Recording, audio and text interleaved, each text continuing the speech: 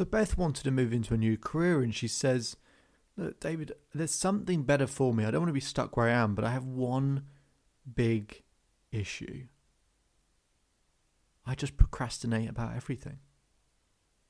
Hello and welcome to the Self-Belief Chief podcast. You're here with David Holman. If you haven't done so already, please feel free to subscribe to the podcast so you can keep up to date with the latest episodes, hear the latest science, the latest research, the latest experience and conversations I'm having with my clients.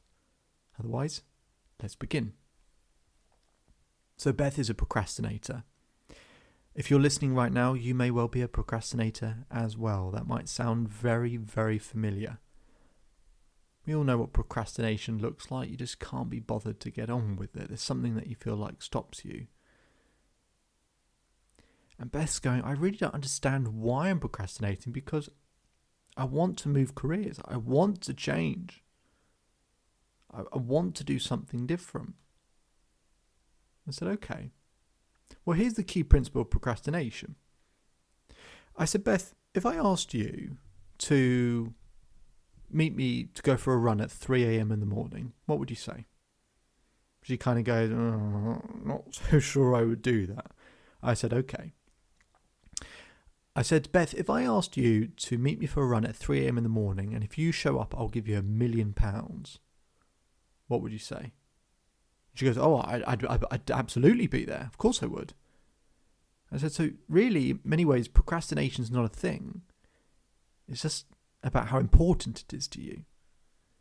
You say you want to change careers, but do you really want to change careers? Is it something that you feel like you need or have to do? If it's important enough, you'll find a way. You will find a way if it's important enough. And everything that's about, in terms of motivation and why we procrastinate is when we don't change, when we're not ready or willing to take action, we're associating more pain with taking action than not taking action.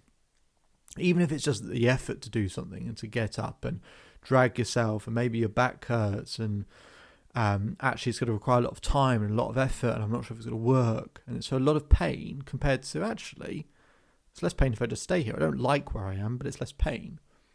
And that's what most people in life do.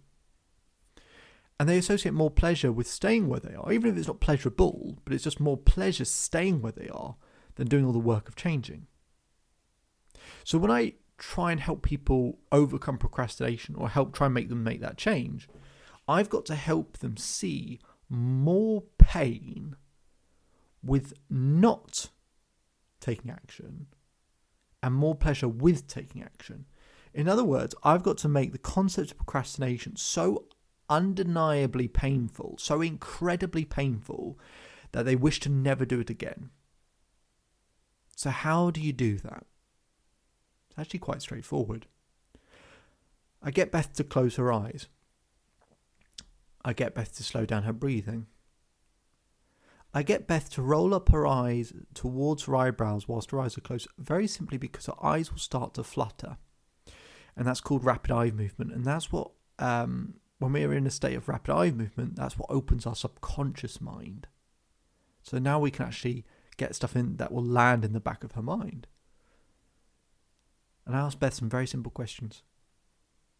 She's in a deep subconscious state. I asked Beth, how's procrastination affected your relationships in the past?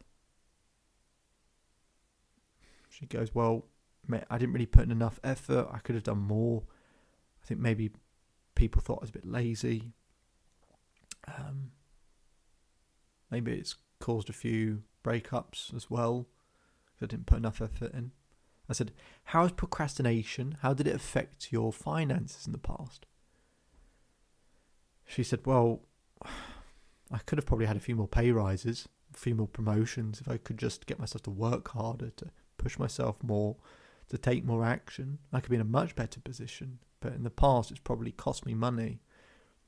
I said, how has procrastination in the past affected your health? She said, well, because I feel stuck, my anxiety and stress increases. I feel more and more uncomfortable. It makes me take less and less action. I said, in the past, how has procrastination affected your social life? She said, oh, I'd turn up late to things, or just not turn up at all, or I'd put it off and I'd not see people and I'd let people down. I said, how has procrastination in the past affected your children? She said, maybe they've not seen the best of me. I said, feel all of that in your body. Notice where in the body you feel it. She says she feels it in her chest. She feels it in her stomach. I said, just live in that feeling for a minute. She's squirming ever so slightly. She's feeling uncomfortable, I can tell. Then I ask her the same questions about the present. How are your relationships being affected in the present by your procrastination? How's your health being affected in the present?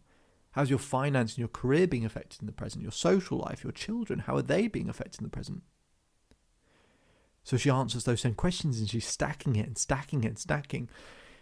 And she's squirming more because she's getting more and more uncomfortable. It's in the body. When you start stacking all of that past and all that present and all the consequences of all of that in one moment, it starts to get incredibly uncomfortable. And then we do exactly the same in the future. How's your procrastination going to affect your career and finances in the future? She said, David, I might lose my job. The job I don't even want, I might lose it and not be able to get a better one. I said, how will that affect your children in the future? She said, I don't have money for them. She said, I would be letting them down. I said, Mum, why can't you help? I said, how would it affect your health? She said, I'd take such little action. I'd probably stop exercising. My fitness would get worse. My flexibility would get worse. Therefore, my mental health would be worse. I said, how would your mental health in the future being worse, how would that affect everything else? She says, I wouldn't do anything. It'd ruin all my relationships. It'd ruin everything. So feel it all in the body. And then I get her to feel all of that stuff in the past, the present and the future, all in one go. She's saying her stomach is starting to cramp. It's starting to hurt.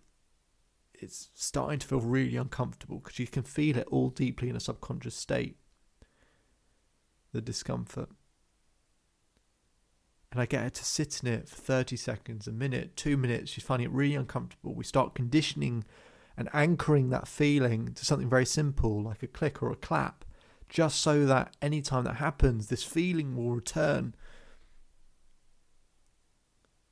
We come out of the exercise, she opens her eyes. I said, Beth, do you feel like procrastinating ever again?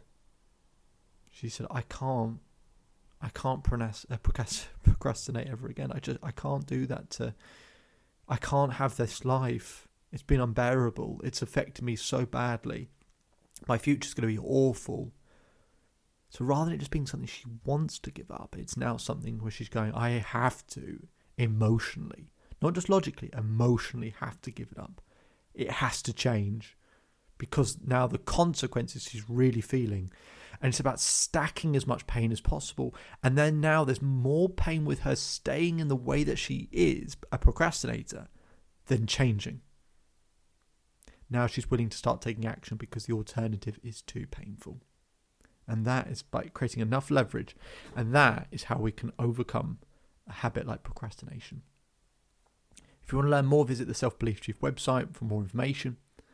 We'll put a link in the description so you can schedule time with me for free as well if you want to be able to work with me on an ongoing basis to help with something like this. My name is David Holman. If you change today will change your life. So enjoy the rest of your day. Enjoy the rest of your life. I'll speak to you again soon.